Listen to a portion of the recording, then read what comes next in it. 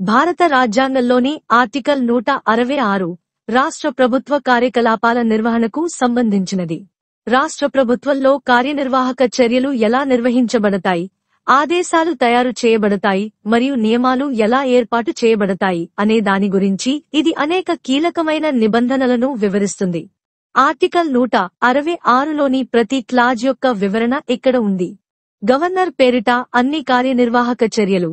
ఈ నిబంధన ప్రకారం ఒక రాష్ట్ర ప్రభుత్వం చేసే అన్ని కార్యనిర్వాహక చర్యలను గవర్నర్ పేరు మీదనే వ్యక్తీకరించాలి. దీనర్థం ఉత్తర్వులు జారీ చేయడం, విధానాలను అమలు చేయడం లేదా నిర్ణయాలు తీసుకోవడం వంటి కార్యనిర్వాహక శాఖ తీసుకున్న ఏదైనా చర్య తప్పనిసరిగా గవర్నర్ యొక్క అధికారాన్ని కలిగి ఉండాలి. ఆర్డర్లు మరియు సాధనాల ప్రామాణీకరణ. గవర్నర్ పేరుతో రూపొందించబడిన మరియు అమలు చేయబడిన ఆర్డర్లు మరియు ఇతర సాధనాలు తప్పనిసరిగా గవర్నర్ రూపొందించిన నియమాల ద్వారా నిర్దేశించబడిన పద్ధతిలో ప్రమాణీకరించబడాలి. గవర్నర్ పేరిట ప్రభుత్వం జారీ చేసే ఏదైనా పత్రం లేదా ఉత్తర్వు సరైన అధికారం మరియు చట్టబద్ధమైనదని ఇది నిర్ధారిస్తుంది. అదనంగా, అటువంటి ఆర్డర్లు లేదా సాధనాల చెల్లుబాటు ఒకసారి సరిగ్గా ప్రామాణీకరించబడితే వాటిని గవర్నర్ రూపొందించలేదు లేదా అమలు చేయలేదు అనే కారణంతో సవాలు చేయలేరు. ప్రభుత్వ వ్యాపార లావాదేవీలకు సంబంధించిన నియమాలు. రాష్ట్ర ప్రభుత్వ వ్యాపారం యొక్క మరింత సౌకర్యవంతమైన లావాదేవీల కోసం నియమాలను రూపొందించడానికి గవర్నర్కు అధికారం ఉంది. ప్రభుత్వ వ్యాపారం ఎలా నిర్వహించబడుతుందనే దానికోసం విధానాలు మరియు ప్రోటోకాల్లను ఏర్పాటు చేయడం ఇందులో ఉంటుంది. అదనంగా, గవర్నర్ రాజ్యాంగం ప్రకారం విచక్షణను ఉపయోగించాల్సిన అంశాలకు మినహా ప్రభుత్వ వ్యవహారాలను మంత్రుల మధ్య కేటాయించవచ్చు. ఈ నిబంధన రాష్ట్రంలో ప్రభుత్వ వ్యవహారాలను సజావుగా మరియు సమర్థవంతంగా నిర్వహించేలా నిర్ధారిస్తుంది.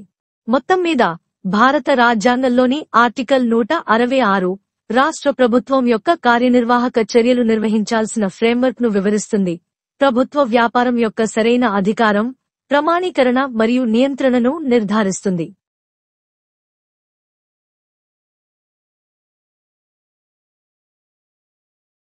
భారత సంవిధానము. భాగము 6.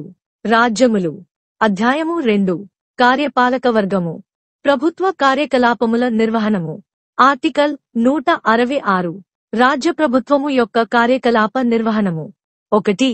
రాజ్య ప్రభుత్వమునకు చెందిన కార్యపాలక చర్యంతము గవర్నరు పేర తీసుకొనబడినట్లు అభివ్యక్తపరచబడవలెను. 2. గవర్నరు పేర చేయబడిన మరియు అమలుపరచబడిన ఉత్తర్వులు మరియు ఇతర పత్రములు గవర్నరు చేయు నియమావళిలో నిర్దిష్టపరచబడిన రీతిగా అధిప్రమాణితము చేయబడవలెను. అట్లు అధిప్రమాణితము చేయబడిన ఉత్తర్వు యొక్క లేక పత్రము యొక్క మాన్యత, అది గవర్నరుచే చేయబడినట్టి లేక అమలుపరచబడినట్టి ఉత్తర్వు లేక పత్రము కాదనడి కారణమును బట్టి ప్రష్టవ్యము కారాదు. 3. ఈ సంవిధానము ద్వారా గాని దాని క్రిందగాని గవర్నరు తన వివేచనానుసారము వ్యవహరించవలనని అపేక్షించబడిన కార్యకలాపములు తప్ప రాజ్య ప్రభుత్వమునకు చెందిన ఇతర కార్యకలాపములను మిక్కిలి సుకరముగా జరుపుటకును ఆ కార్యకలాపములను మంత్రులకు కేటాయించుటకును గవర్నరు నియమావళిని చేయవలెను.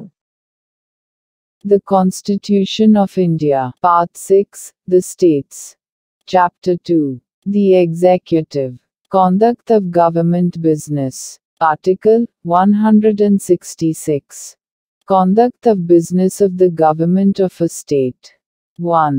All executive action of the government of a state shall be expressed to be taken in the name of the governor. 2. Orders and other instruments made and executed, in the name of the governor, shall be authenticated in such manner, as may be specified in rules to be made by the governor. And, the validity of an order or instrument which is so authenticated, shall not be called in question, on the ground that it is not an order, or instrument made or executed by the governor. 3.